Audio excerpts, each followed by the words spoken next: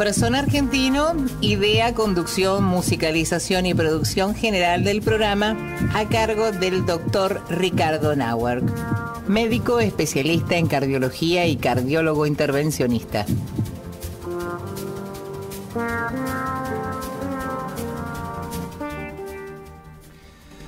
Hola, bienvenido a una nueva emisión de Corazón Argentino, el programa que te informa acerca de los problemas del corazón y de las arterias. Este es nuestro cuarto programa y Corazón Argentino crece semana a semana. Gracias a vos que nos acompañás informándote para vivir más y con mejor calidad de vida. En la operación, Nanu Salazar. Buenas tardes, Nanu, ¿cómo estás? ¿Qué tal? ¿Cómo está? ¿Qué tal, doctor? ¿Cómo le va? Yo tan confianzuda, me mando así, hola, ¿cómo le va? Tenemos otros invitados en el piso en el día de hoy. ¿Me puede contar de qué se trata? Sí, mira, hoy le vamos a dar la bienvenida. Tenemos en el estudio el privilegio de contar con la presencia de un cardiólogo que nos va a hablar, es el único invitado el día de hoy, es el doctor Hugo Grancelli, que en un ratito lo vamos a presentar, y él va a hablar de un tema muy importante y que tiene una prevalencia muy alta en Argentina y que sigue creciendo lamentablemente, que es la insuficiencia cardíaca congestiva.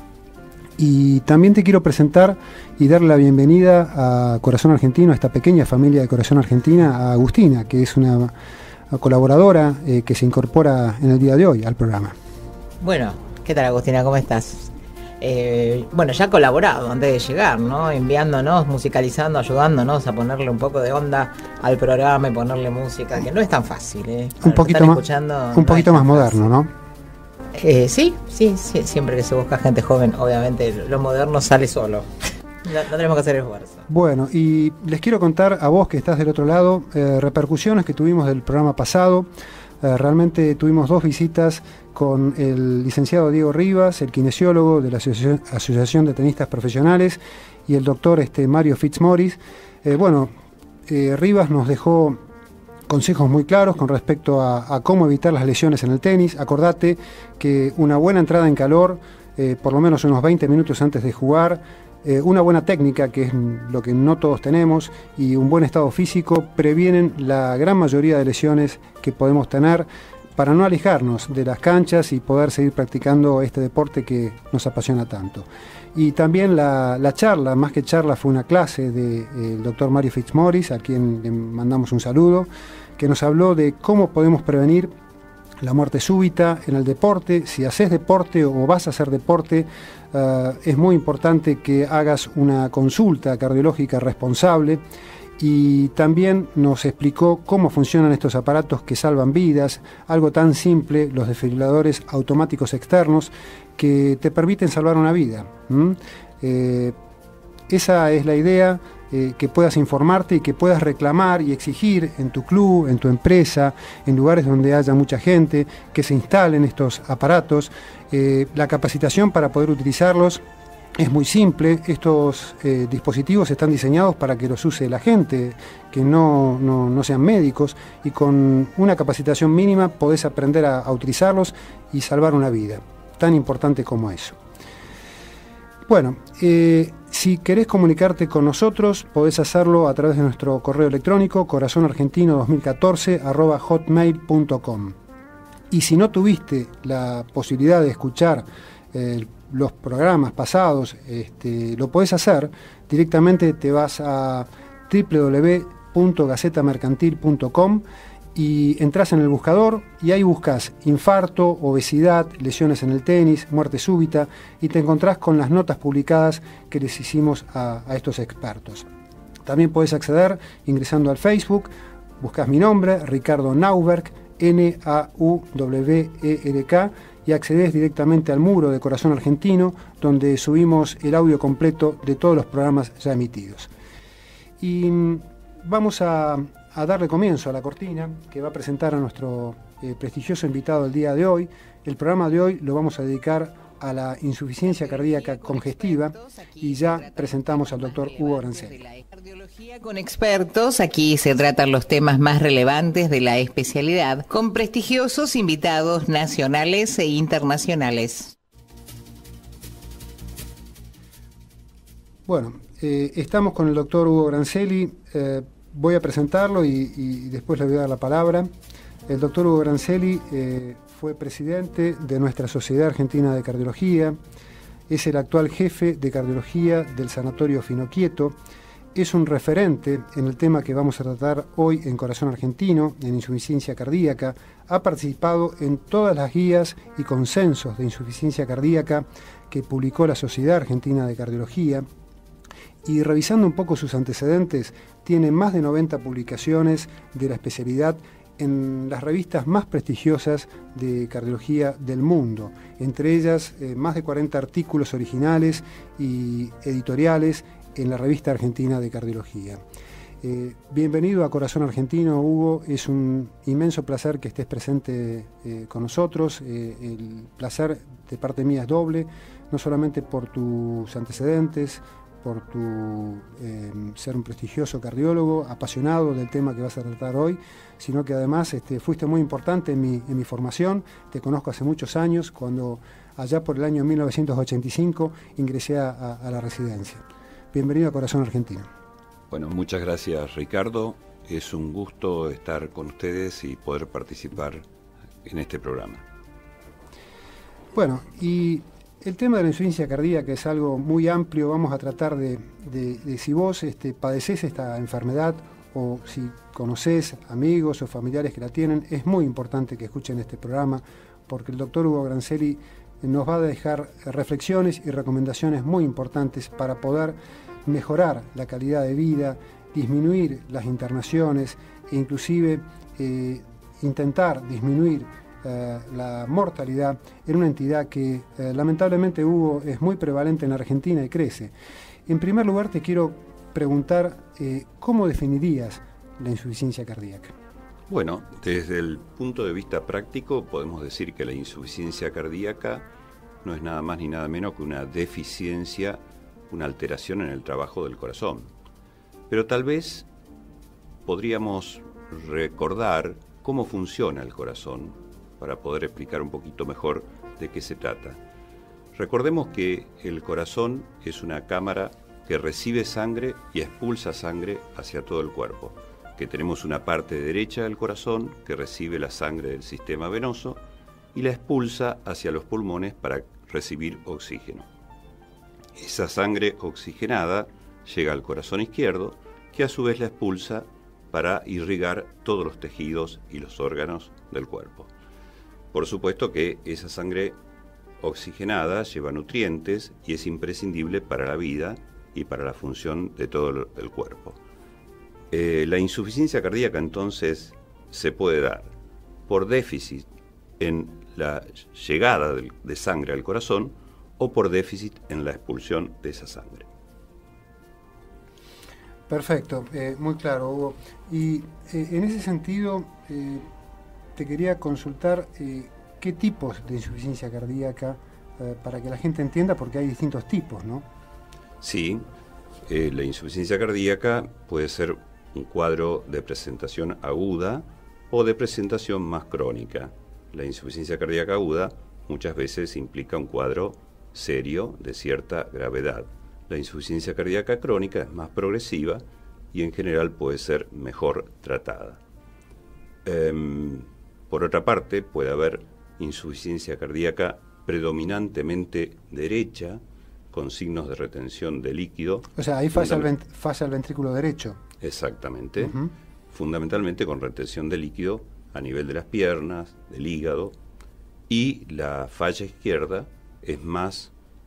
se relaciona con una congestión de líquido a nivel de los pulmones, por lo tanto produciendo la congestión pulmonar. Clarísimo. Una cosa que la gente tal vez se confunde frecuentemente es el tema de concepto, ¿no? No tiene nada que ver la insuficiencia cardíaca con la insuficiencia coronaria, ¿verdad, Hugo? Claro.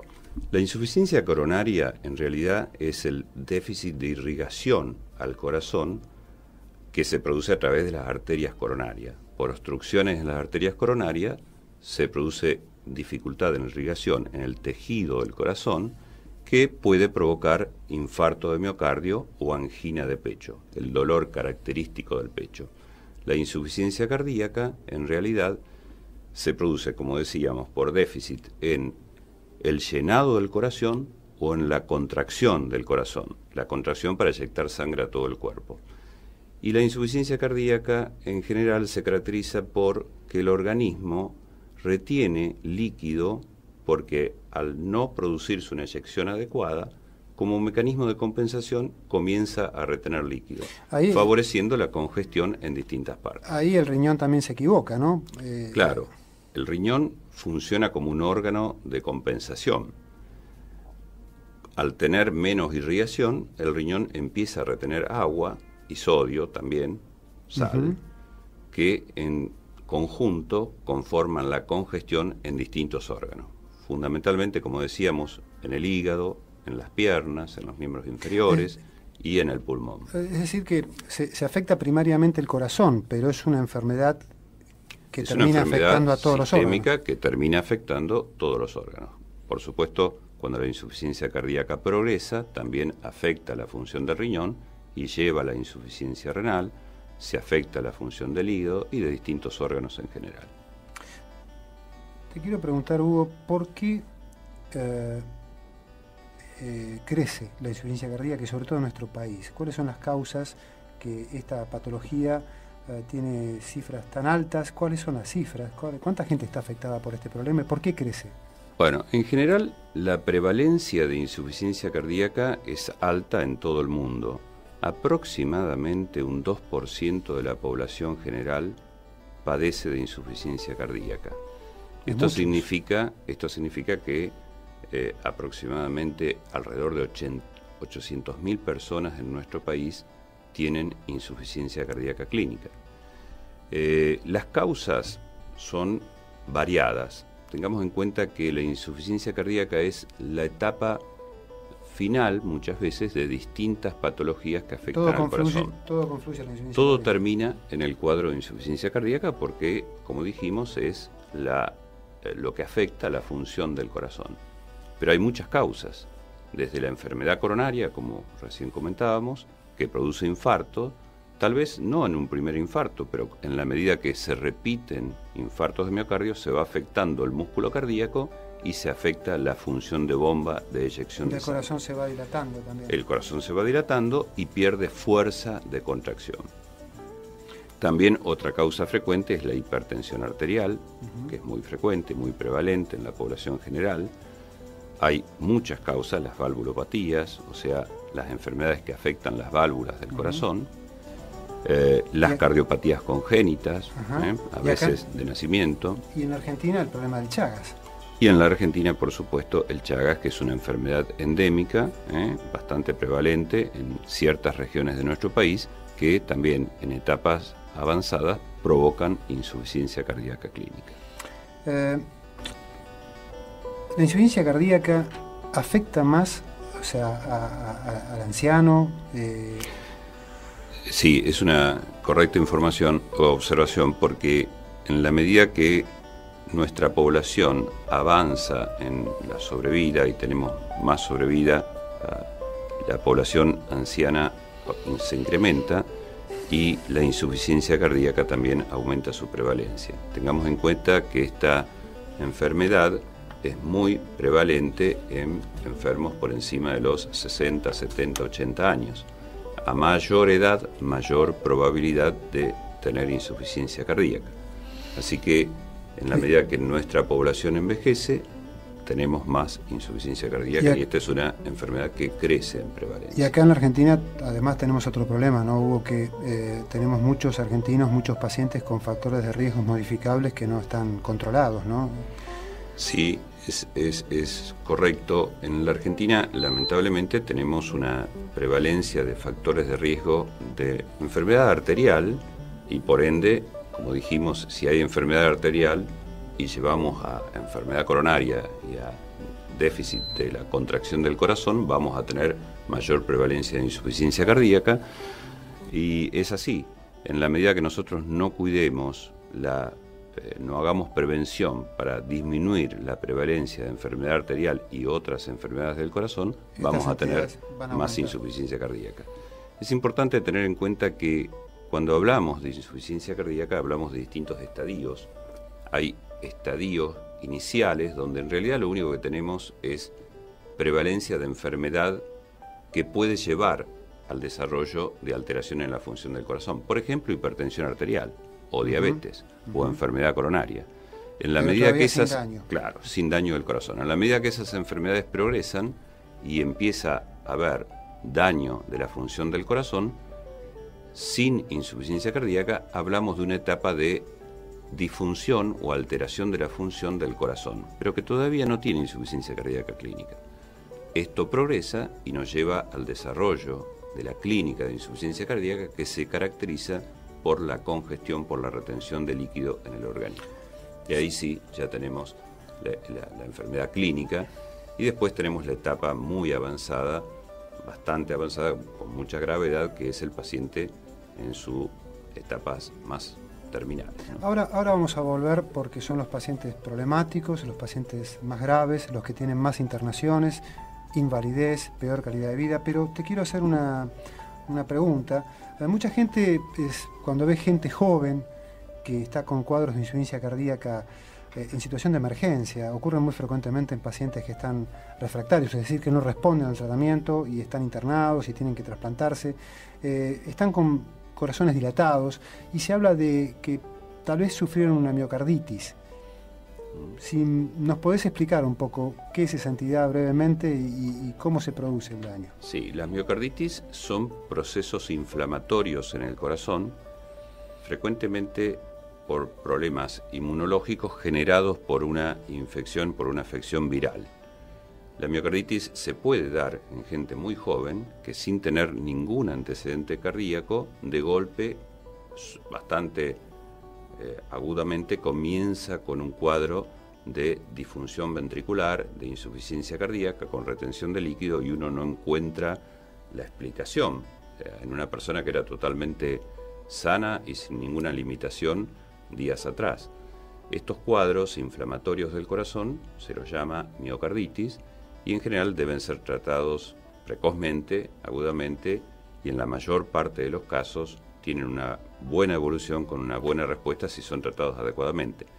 Pero a veces esos procesos de miocarditis pueden llevar con los años, aunque se recupera la función del corazón, pero con los años puede aparecer insuficiencia cardíaca clínica, que cuando no encontramos la causa la llamamos idiopática o insuficiencia cardíaca sin una causa definida. Pero retrogradar, claro, si vemos la historia de ese paciente, posiblemente muchos de ellos han tenido un proceso de miocarditis que terminó afectando con el tiempo la función del corazón. Bueno, ¿te gusta el soul? ¿Te gusta la música, el soul? Por supuesto. Bueno, vamos a escuchar un tema de la reina del soul, Aretha Franklin. Rezo una pequeña plegaria.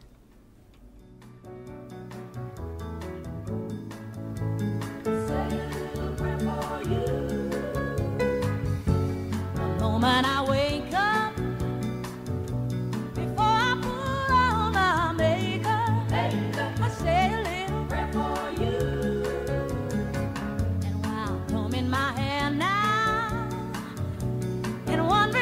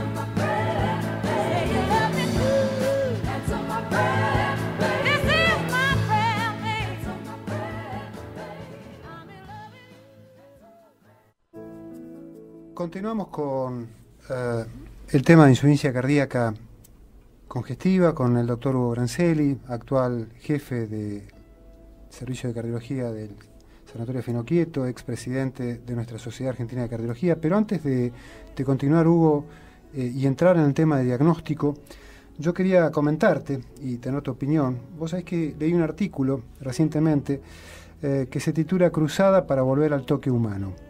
Y lo escribe un médico radicado en Estados Unidos, en Stanford. Este médico está trabajando para restablecer el examen físico. Plantea que tocar, mirar y escuchar eran antes habilidades valoradas y casi mágicas de los médicos, y que podían hacer un diagnóstico rápido mediante ojos atentos, manos experimentadas y un estetoscopio. Aparentemente, en los tiempos que vivimos, el examen físico parece estar desapareciendo, en una época donde innumerables análisis de laboratorio, estudios de alta complejidad, hacen que el examen físico quede desvalorizado. Sin embargo, un buen examen sirve como rito que transforma a dos extraños en médico y paciente, y de esta manera cambia la relación médico-paciente. Este médico sostiene que cuando se está ante la cama de un paciente desahuciado, de un paciente con un cuadro muy avanzado, uno continúa revisándolo, se escucha, se palpa, aunque no se sepa qué se está buscando. Pero hacerlo transmite un mensaje muy importante. No te voy a abandonar, no permitiré que mueras con dolor ni en soledad. Y no hay ningún análisis, ningún estudio de alta complejidad, ni ninguna cobertura que reconozca esto. Bueno. Sí, es una muy buena reflexión, Ricardo. Y a propósito de esta reflexión, la insuficiencia cardíaca es una entidad que se diagnostica fundamentalmente desde el punto de vista clínico, más allá de los métodos complementarios que pueden contribuir en algunos aspectos. Y en este sentido es importante describir que la insuficiencia cardíaca se manifiesta por algunos síntomas y signos muy característicos, y son los que tal vez el paciente debe, o cualquier individuo debe percibir, prestar atención y en todo caso hacer una consulta, fundamentalmente cuando empieza a sentir lo que llamamos disnea, pero que no es nada más ni nada menos que la sensación de falta de aire cuando hacemos alguna actividad que estábamos acostumbrados a hacer y empezamos a notar esa sensación de falta de aire. Eso, por lo que explicábamos previamente, es simplemente porque los pulmones empiezan a congestionarse de un poquito de líquido, y eso lleva a la sensación de falta de aire, que a veces puede ser en los primeros en esfuerzos relativamente moderados, y después se va haciendo cada vez a esfuerzos menores, incluso en reposo. Y es también característico que un individuo se despierte a la noche con sensación de falta de aire y necesidad de sentarse en la cama para poder respirar. Seguramente esto está relacionado con un cuadro de insuficiencia cardíaca. También la característica sensación de fatiga o falta de fuerza muscular cuando caminamos, cuando hacemos esfuerzos. Como una debilidad. Debilidad o fatiga muscular. Pero también hay signos muy típicos que el paciente puede detectar, que es la retención de líquido en las piernas, claro, los miembros inferiores, lo que se llama edema o hinchazón. La gente se asusta mucho a veces cuando ve que se le hinchan las piernas, pero hay diferentes causas que pueden provocar eso, no necesariamente la insuficiencia cardíaca. Por supuesto. Lo más frecuente, sin duda, es la insuficiencia venosa, que todos en mayor o menor grado vamos a tener, y eso es muy característico cuando hacemos un viaje, cuando estamos mucho tiempo parados, fundamentalmente en verano. Generalmente eso se asocia más a una insuficiencia venosa, pero ante la duda debemos consultar y estar seguro de que esa retención de líquido, esa hinchazón en miembros inferiores, en las piernas, no esté relacionado a un cuadro de insuficiencia cardíaca. También puede haber sensación de plenitud gástrica o de sensación de pesadez a nivel del estómago o del hígado, que tiene que ver con la retención de líquido fundamentalmente a nivel hepático. Son las principales causas de consulta de los pacientes y donde el médico tiene que empezar a sospechar la presencia de insuficiencia cardíaca. Cuando aumentás de peso muy rápidamente, también es un motivo de es un motivo relativamente frecuente de los pacientes, de consulta de los pacientes, cuando empiezan a retener líquido, peso. El aumento de peso se debe a la retención de líquido. En pocos días, ¿no? En pocos días, exactamente. Y eso para el paciente que tiene insuficiencia cardíaca, incluso que está recibiendo tratamiento, el hecho de aumentar significativamente de peso, por ejemplo, 2 kilos de peso en 3 días, eso es una señal de alarma que debe hacer una consulta porque está reteniendo líquido. Es decir, que ante la aparición de cualquiera de estos síntomas, esta falta de aire, la disnea, esta debilidad que no tenía el paciente antes, o el edema, la hinchazón de las piernas, lo primero es consultar, lo antes posible. Absolutamente. Lo primero es consultar, y un buen examen clínico puede ya, por supuesto, con el interrogatorio, el examen físico, distintos parámetros, el médico puede tener un diagnóstico bastante preciso o una alta sospecha que puede ser confirmada con algunos métodos complementarios. Pero digamos que es una entidad que en un alto porcentaje de los casos podés hacer el diagnóstico con un buen interrogatorio, un buen examen clínico, un buen examen físico. Exactamente. Lo que propone este médico de Stanford. Es así, en la práctica médica, en la mayor parte de los casos, el diagnóstico de insuficiencia cardíaca se da con el interrogatorio y con el examen físico. Contame qué importancia tienen o de los métodos diagnósticos, cuál, en tu opinión, es el método tal vez más útil, que te brinda más información, que te permite... Bueno, hay muchos métodos diagnósticos. Habitualmente empezamos desde lo más simple a lo más complejo. Laboratorio, lo más simple es un examen general de laboratorio, un electrocardiograma, una radiografía de tórax, son estudios básicos que tenemos que hacer para ir aproximando el diagnóstico, y posteriormente a esos estudios básicos la realización de una ecocardiografía, ecodoppler cardíaco, que nos permite evaluar claramente el tamaño del corazón, cómo está la función del corazón, como dijimos, cómo recibe sangre el corazón y cómo la eyecta, cuál es la fuerza de contracción del corazón, pero también, de manera que eso ayuda a establecer el diagnóstico, pero también nos ayuda a ver la causa responsable de la insuficiencia cardíaca, si hay problemas valvulares, si hay defectos segmentarios de la contracción que nos pueden hacer sospechar un infarto de miocardio que pasó desapercibido, que no tuvo manifestación clínica, si hay valvulopatía, si existe alguna cardiopatía congénita. Y después, por supuesto, se puede pasar a estudios más complejos, como un cateterismo, ver cómo están las arterias coronarias, si hay una sospecha de esta enfermedad. ¿Y por qué es importante estudiar o investigar cuál es la causa? Porque a veces, en algunas circunstancias, puede haber causas corregibles de la insuficiencia cardíaca, por ejemplo, la presencia de una enfermedad coronaria que si la revascularizamos puede mejorar la función del corazón, claro, corregir una valvulopatía o corregir una cardiopatía congénita, por ejemplo. Claro, estar frente a un paciente con insuficiencia cardíaca y un corazón que tiene una función muy comprometida no descarta la posibilidad de que ese músculo esté recuperable, que se pueda recuperar. O sea, hay un término que es hibernado, ¿no? O sea, el músculo puede estar sufriendo y puede estar, como el término lo dice, ¿no? Puede estar en un estado de hibernación. O sea. Sí, el músculo cardíaco tiene esa propiedad.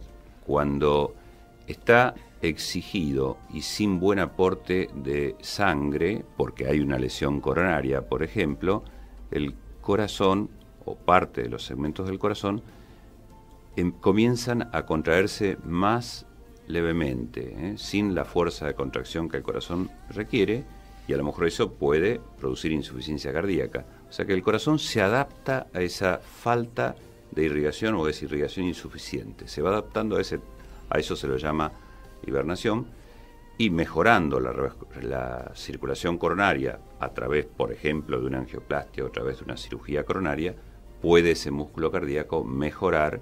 Si no hay cicatriz, si no hay fibrosis, puede mejorar la función ventricular y tal vez mejorar el cuadro de insuficiencia cardíaca. No es frecuente esto, pero es importante detectar a esos pacientes porque puede cambiar la historia natural y la evolución de ese paciente. En cuanto al pronóstico, vos mencionabas recién la capacidad funcional de un paciente, o sea que tal vez la falta de aire aparece con esfuerzos más importantes o esfuerzos moderados. digamos que esa incapacidad se vincula al pronóstico también, ¿no? Un paciente que tiene... ¿Cuál es el pronóstico de un paciente que está con un cuadro de insuficiencia cardíaca crónica y que habitualmente tiene una falta de aire a mínimos esfuerzos o con falta de aire en reposo? ¿Cuál es la mortalidad de esos pacientes? El problema, siempre tengamos en cuenta que la insuficiencia cardíaca es una enfermedad que progresivamente es invalidante, porque empeora la capacidad funcional, la capacidad de realizar esfuerzos de los individuos. En la medida que la enfermedad progresa, la capacidad funcional o de realizar actividad física se va reduciendo. Y está claro que a mayor presencia de síntomas con menos esfuerzo, nos están indicando progresión de la enfermedad y mayor gravedad. Los pacientes que tienen ya síntomas prácticamente a muy leves esfuerzos o que tienen incluso síntomas en reposo, ya los denominamos como un estadio avanzado de la insuficiencia cardíaca, y en general el pronóstico no es bueno, con posibilidad de complicaciones fatales hasta en un 50% en el próximo año o 2 años. Muy alto, muy alto. Muy alto. Bien.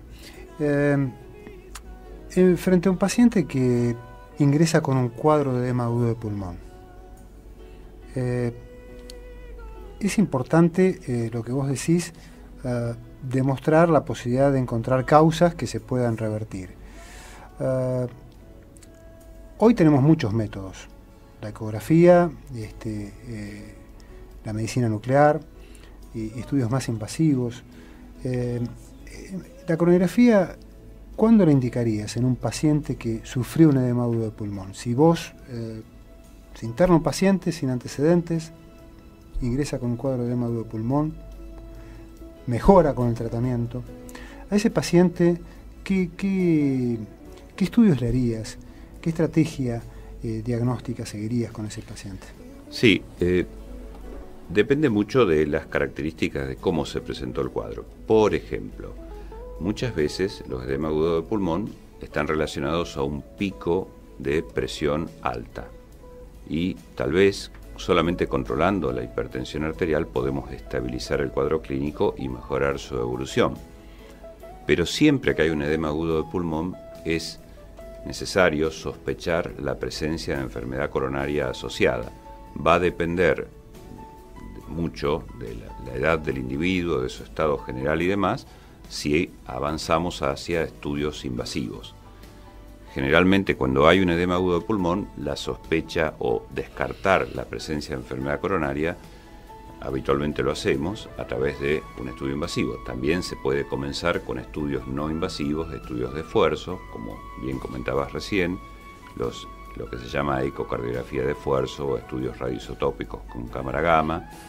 Pero en general, cuando hay un edema agudo de pulmón, que es un cuadro de bastante riesgo, preferimos saber cómo está la circulación coronaria y si hay lesiones coronarias que se justifique revascularizar, como decíamos, a través de distintos métodos, como puede ser la angioplastia o la cirugía. Siempre que podamos, es importante investigar causas corregibles para mejorar el pronóstico de evolución. Y Hugo, con respecto también a otras causas desconocidas, cuando vos sospechás una miocarditis en un paciente joven que ingresa con un cuadro de insuficiencia cardíaca, ¿qué estudios podés hacerle a ese paciente para arrimar el diagnóstico, para tener más certeza en el diagnóstico? En realidad, fundamentalmente... ¿O la sospecha es muy clínica? La sospecha es muy clínica. Como comentábamos anteriormente, el cuadro de insuficiencia cardíaca aguda en un paciente joven sin antecedentes previos nos tiene que hacer sospechar la presencia de una miocarditis, porque en esos pacientes es la primera causa. Depende también la evolución clínica y la gravedad del paciente. Hay algunos, esencialmente lo que se hace es una ecografía, ver la función ventricular, e incluso se puede ver la evolución de esa función. Se pueden hacer estudios serológicos, pero no cambian esencialmente la conducta ni tampoco el tipo de intervenciones que vamos a hacer, que esencialmente es un tratamiento farmacológico para adecuar la función del corazón, para estabilizar la función cardiovascular e ir viendo la evolución. Me quedó como mensaje importante que lo importante es que un paciente con insuficiencia cardíaca sea evaluado en centros con experiencia, no esperar que se llegue a un estadio muy avanzado, ¿no? Para poder optimizar el tratamiento y mejorar el pronóstico. La evaluación clínica de un paciente con insuficiencia cardíaca para determinar causa de la insuficiencia cardíaca y causa corregible, esencialmente lo puede hacer un buen cardiólogo clínico, pero a veces es necesario la derivación a un centro de alta complejidad cuando necesitamos estudios más complejos, más sofisticados, o que sea evaluado en grupos multidisciplinarios para investigar muy bien causas corregibles y o tratamientos un poquito más complejos y sofisticados que el tratamiento farmacológico. Bueno, si te parece, Hugo, vamos a escuchar otro tema y después me contás, porque me parece que el tema del trabajo multidisciplinario es muy importante para el tratamiento de la insuficiencia cardíaca.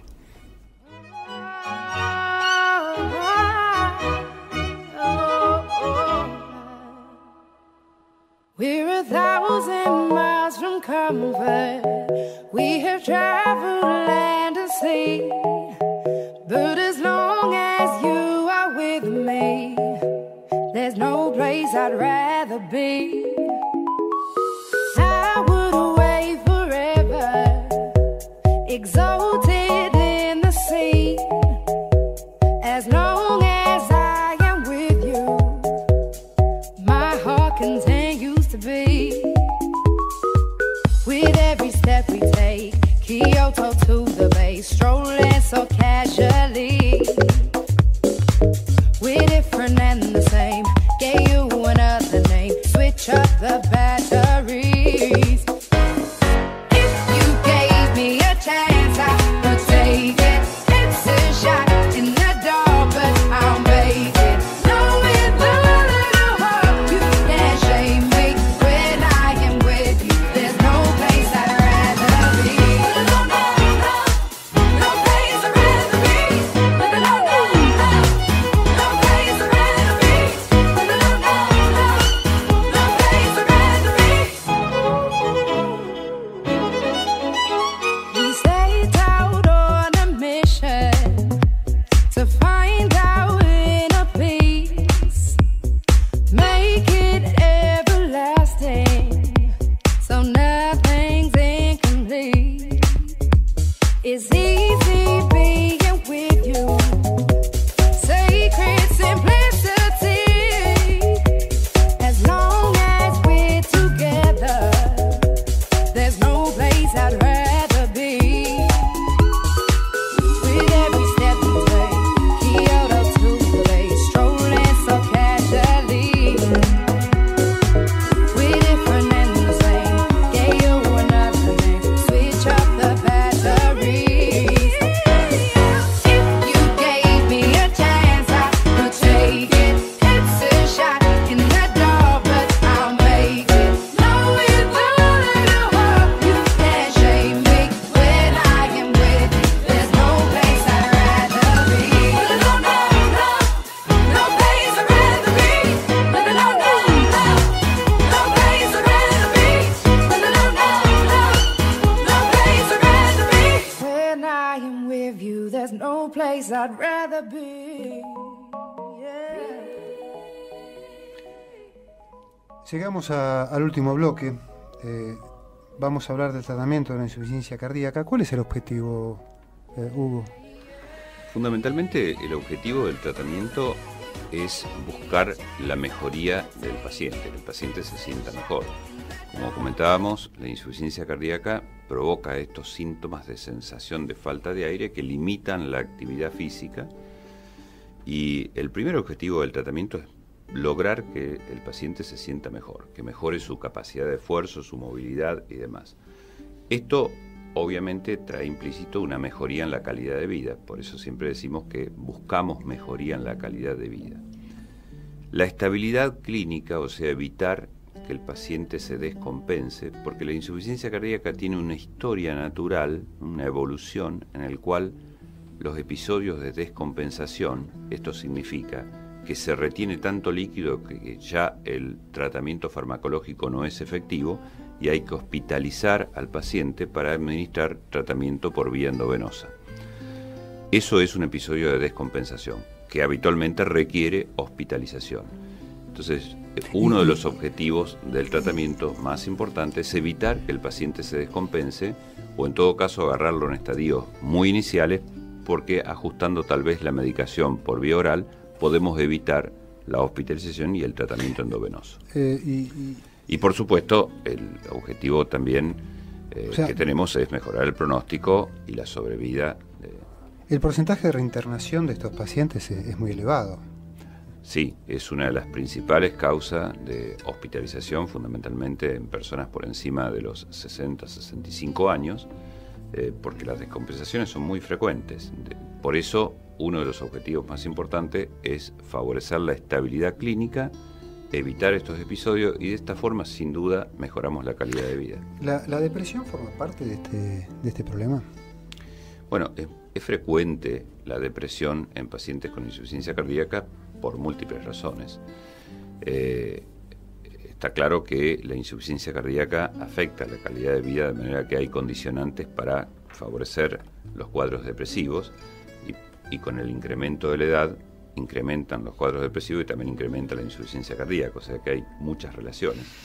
Y también los cuadros de depresión, hay mucha información que se relacionan con un peor pronóstico en la insuficiencia cardíaca, de manera que pueden tener o pueden existir mecanismos fisiopatológicos que coadyuvan o que ayudan a que la insuficiencia cardíaca empeore y tenga una peor evolución. ¿Sabes qué? Te quería preguntar el tema del cumplimiento del tratamiento. Sí. ¿Cuáles son las causas que atentan contra... porque no todos los pacientes cumplen con el tratamiento. Sí, son tratamientos crónicos. Eso es un punto muy importante, porque, como decíamos, uno busca mejorar la calidad de vida y mejorar la estabilidad clínica, evitar que el paciente se hospitalice. Ahora, ¿por qué ocurren las descompensaciones? Fundamentalmente por abandono del tratamiento farmacológico o por abandono de la dieta hiposódica. Y ahora explico un poquito esto. Como decíamos que la insuficiencia cardíaca tiende a retener líquido, la sal, el exceso de sal en el organismo, contribuye a la retención de líquido en el cuerpo y favorece la descompensación de insuficiencia cardíaca. Por eso, en general, los pacientes con insuficiencia cardíaca deben cumplir una dieta con bajo contenido en sal, aproximadamente 2 gramos de sal por día. Esa es una de las primeras medidas que que se debe tomar con un paciente con insuficiencia cardíaca, más allá del tratamiento farmacológico.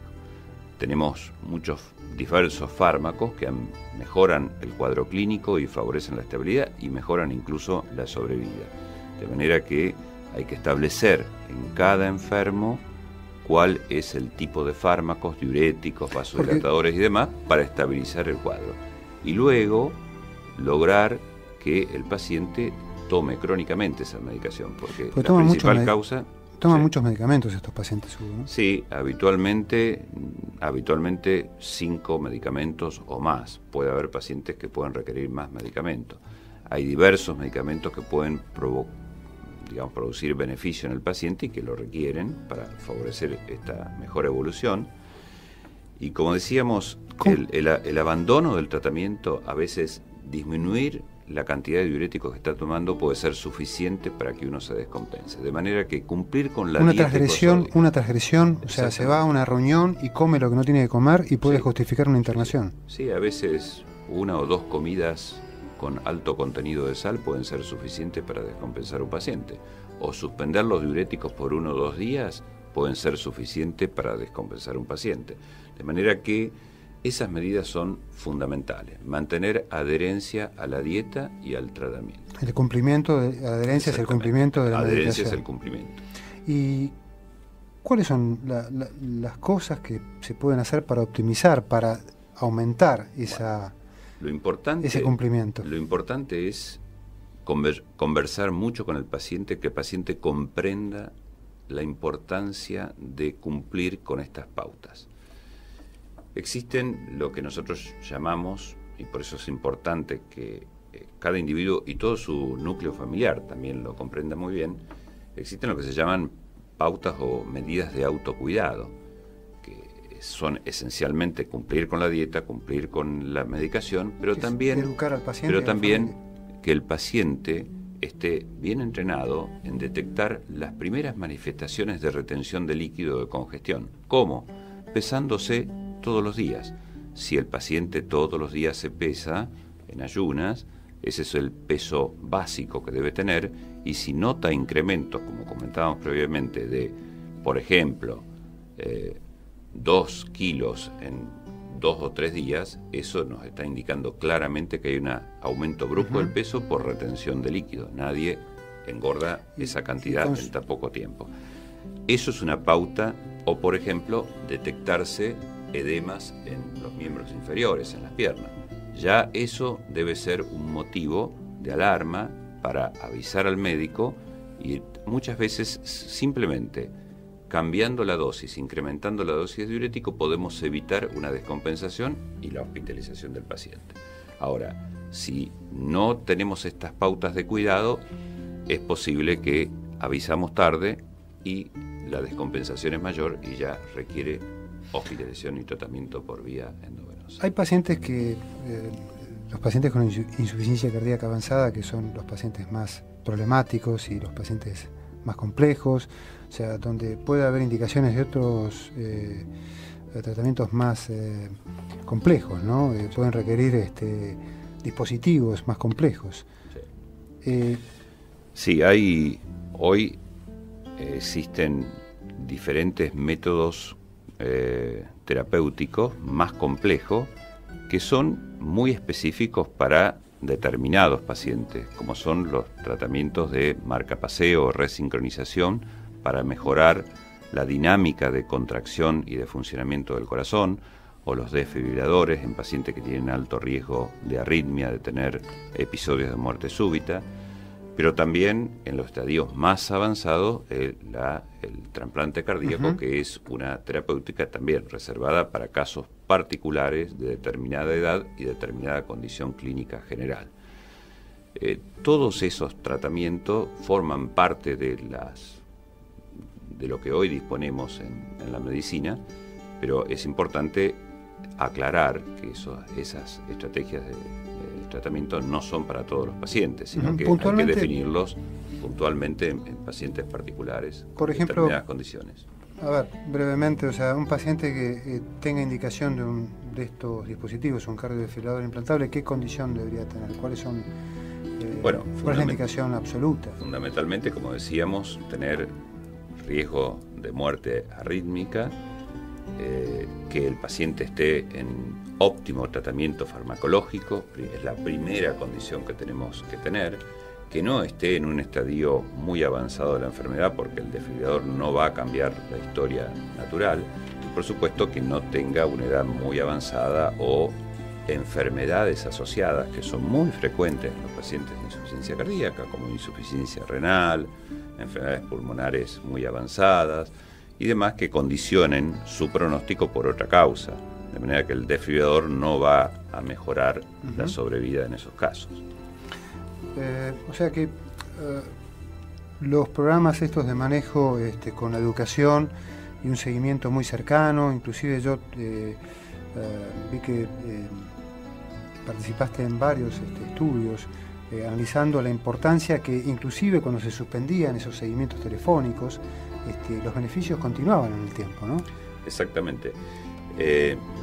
Esos programas se llaman programas de manejo de insuficiencia cardíaca, que son similares a los programas de manejo que se usan en otras enfermedades crónicas, como es la diabetes o la enfermedad pulmonar obstructiva crónica, que en realidad no tienen más objetivo que la educación del paciente, el estímulo para las medidas de autocuidado, como comentábamos recién, y la adherencia al tratamiento médico y farmacológico.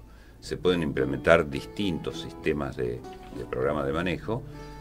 En nuestro país tuvimos la experiencia de estos programas de manejo a través de enfermeras que simplemente por vía telefónica lograban una mayor adherencia a todas estas medidas de tratamiento y de autocuidado, y de esa forma se disminuían las hospitalizaciones por descompensación en forma categórica.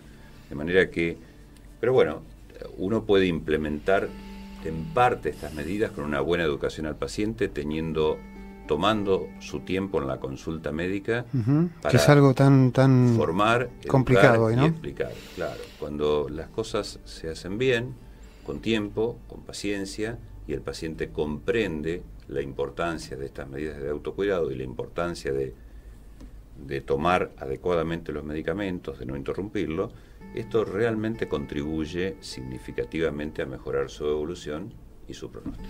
Es una entidad donde más que nunca la relación médico-paciente tiene que ser muy vigorosa, ¿no? Porque son enfermedades crónicas, con evoluciones complejas, difíciles, y el paciente requiere el trabajo muy cercano, ¿no? Y lo que vos comentabas de un equipo multidisciplinario sería lo ideal, con gente que realmente tenga experiencia en este tema. Te quería consultar, muchos pacientes con insuficiencia cardíaca o su corazón dilatado están anticoagulados. ¿Cuáles son los pacientes que tienen que recibir tratamiento anticoagulante? Bueno, no está demostrado claramente que en la insuficiencia cardíaca todos los pacientes tienen que estar anticoagulados. En realidad, la anticoagulación se reserva para los pacientes que tienen una arritmia muy común, muy frecuente, que se llama fibrilación auricular. En esos pacientes claramente con insuficiencia cardíaca tienen que tener un tratamiento anticoagulante en forma crónica, porque de esa forma se disminuyen las complicaciones tromboembólicas o los episodios de accidente cerebrovascular.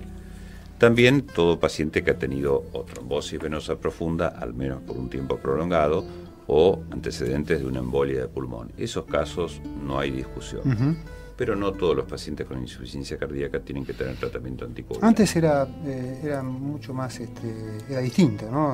Hace unos años se anticoagulaba mucho más, ¿no? Me parece. Sí, existió una tendencia durante años a anticoagular los pacientes con insuficiencia cardíaca con depresión de la función ventricular en estadios más avanzados, pero la realidad es que hay que tener muy en cuenta que el tratamiento anticoagulante tiene sus riesgos y debemos estar totalmente seguros que estamos provocando un beneficio. La relación riesgo-beneficio en todos los enfermos no es adecuada, de manera que tenemos que reservarlo para aquellos pacientes con estas características que comentábamos recién. ¿Qué lugar ocupa la actividad física regular? La actividad física es muy importante porque de alguna forma el paciente con insuficiencia cardíaca, al tener síntomas de fatiga, de sensación de falta de aire, de disnea, tiende a autolimitarse, tiende a hacer menos actividad física y por lo tanto se va deacondicionando en su capacidad y fuerza muscular, va perdiendo fuerza muscular, va perdiendo tono muscular, y a su vez eso, cuando tenemos menos fuerza, tenemos más posibilidad de tener fatiga y de tener síntomas y demás. Por lo tanto, una recomendación casi básica en todo paciente con insuficiencia cardíaca, además de la que comentábamos antes, es el caminar rutinariamente o hacer otros programas de actividad física regularmente. Es importante mantener algún nivel de actividad física regular, que simplemente se puede hacer con un buen plan de caminatas, muy simple y muy posible de realizar por todos los individuos. Eso ayuda a mantener buena capacidad de realizar esfuerzos y creo que es una indicación bastante básica en todo paciente con esta condición. Hablamos muy poquito del manejo agudo, porque ya es algo competencia de otras áreas. Nos dedicamos más tal vez a la insuficiencia cardíaca crónica, pero también vos mencionaste que en ese sentido hablaste de la posibilidad de trasplante en los pacientes refractarios al tratamiento. También hay otros dispositivos que pueden ayudar, ¿no? Me refiero a dispositivos de asistencia circulatoria. ¿Cuál es tu reflexión y qué es lo que vos pensás que puede llegar a ocurrir en un futuro con el llamado corazón artificial?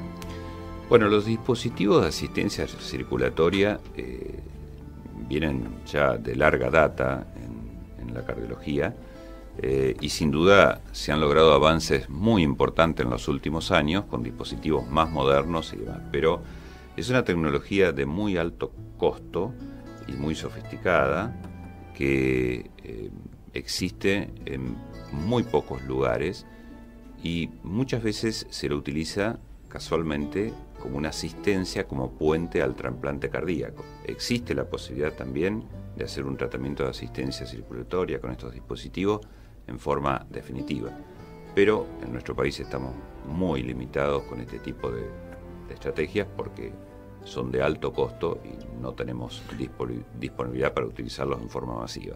Se utilizan en casos muy puntuales, en pacientes muy particulares, después de por alguna complicación, buscando esencialmente el puente a un trasplante cardíaco. Hugo, el tema es enorme. Yo te propongo, tal vez en una futura misión, un futuro programa, poder ahondar en estos temas. Inclusive creo que es tan amplio el tema que hay que dedicar un programa entero al tema de la asistencia circulatoria mecánica y también al tema del trasplante cardíaco, ¿no?, que es tan importante. Yo te quiero agradecer tu presencia en Corazón Argentino. Espero que te hayas sentido cómodo. Ha sido un placer para mí y seguramente para los oyentes haber escuchado esta clase que diste en relación a este tema y todas las recomendaciones para mejorar y optimizar la evolución de estos pacientes. Muchas gracias por haber estado acá, Hugo. Bueno, el gusto ha sido mío y espero que haya sido de utilidad para todos los oyentes. Bueno, gracias, Hugo. Y tenemos muy poquito tiempo, así que te comento que la semana que viene, por excepción, vamos a estar haciendo Corazón Argentino el martes 23 a las 18 horas y vamos a tratar, el